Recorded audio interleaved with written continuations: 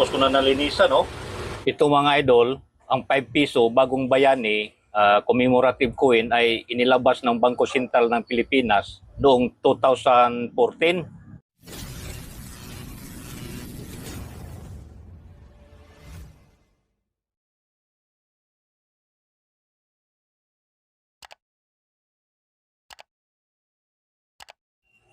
Hello mga idol, magandang umaga po sa atin lahat.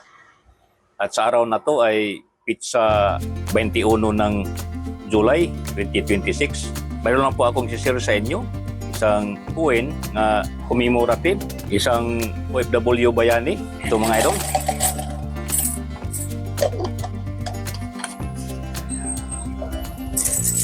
Ito siya.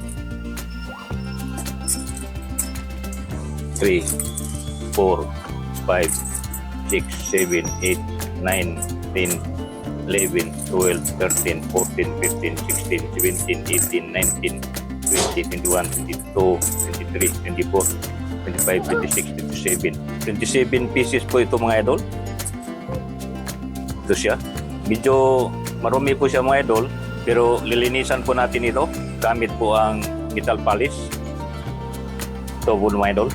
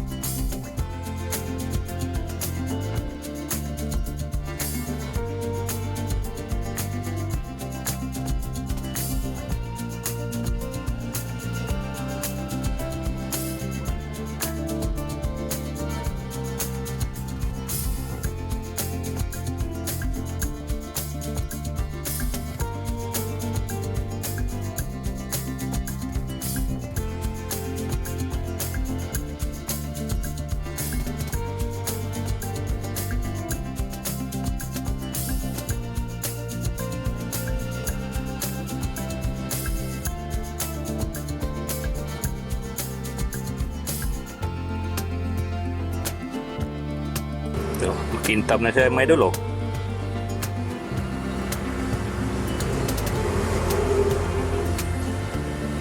Parang bago na.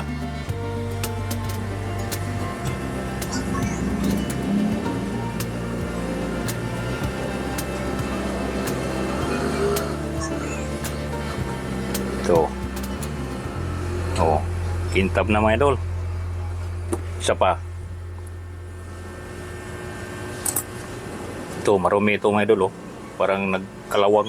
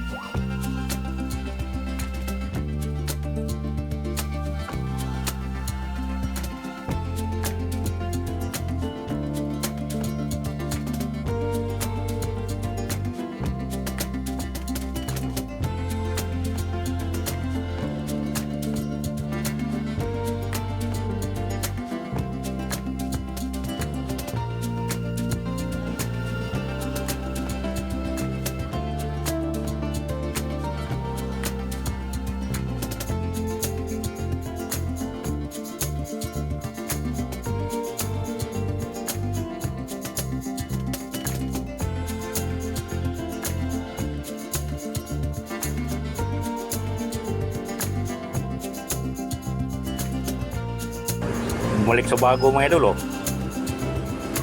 Oh. So i-cut muna natin mga idol.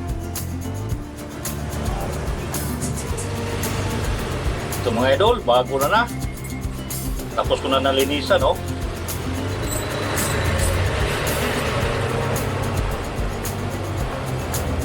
Kintab, oh.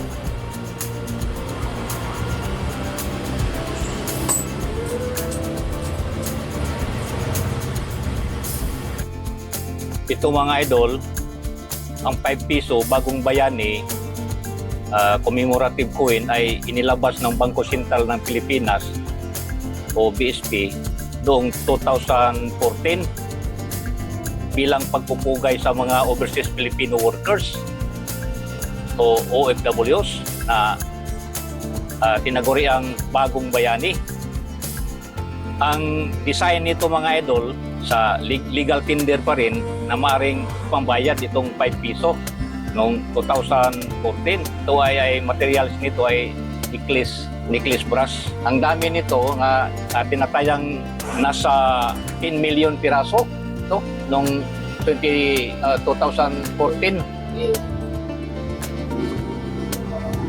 So ang disenyo nito mga idol, ang design nito mga idol sa harap, 8 mukha ng OFW ito sa iba't ibang profesyon. Tsaka dito sa likuran, dito may eroplano.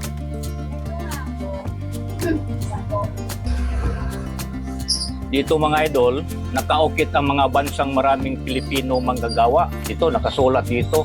At dito naman sa likod, isang pamilyang Pilipino at may nakalagay nga eroplano na sumisimbolo sa sakripisyo at pag-alis o pagbalik ng mga OFW mga idol.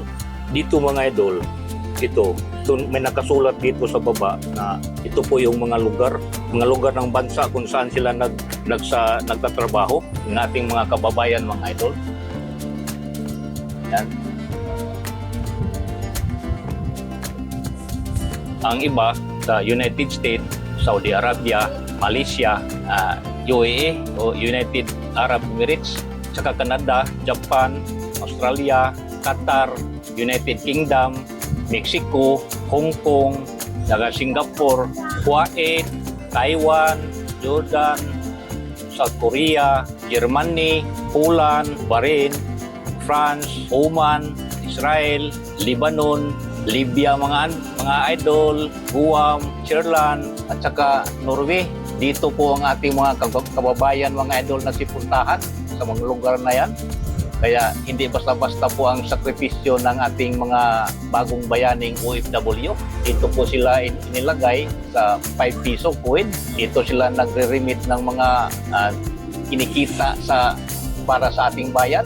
Kaya ang mga bansang ito ay pinili bilang pagkilala mga idol sa mga lugar kung saan maraming Pilipino OFW ang nagtatrabaho. Kaya tinatawag silang bagong bayani. Kaya dito mga idol, dito sa likod, ito nga, itong yung magpamilya, ng pamilya, tapos dito sa taas may aeroplano, saka yung taon 2014, 2014, ito sa 5 piso, yan. Nilabas ito noong 2014.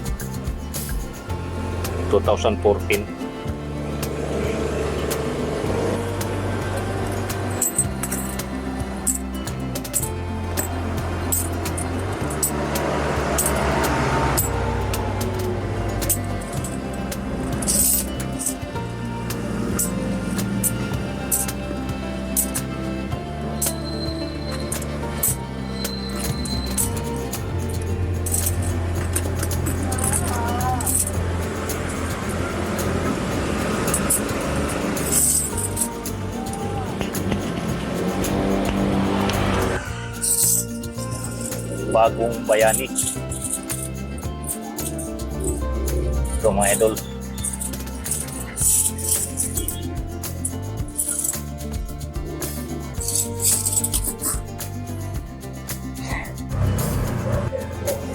Yung mga idol, inilagay ko dito sa sa lagayan. Plastic clear para hindi sa mukupas yung kulay. Para kung sino man ang magkasakali, kung sino man ang mga kolektor na magkakita nito, may halaga po ito mga idol. Paki-comments lang sa baba kung sino pong interesado dito.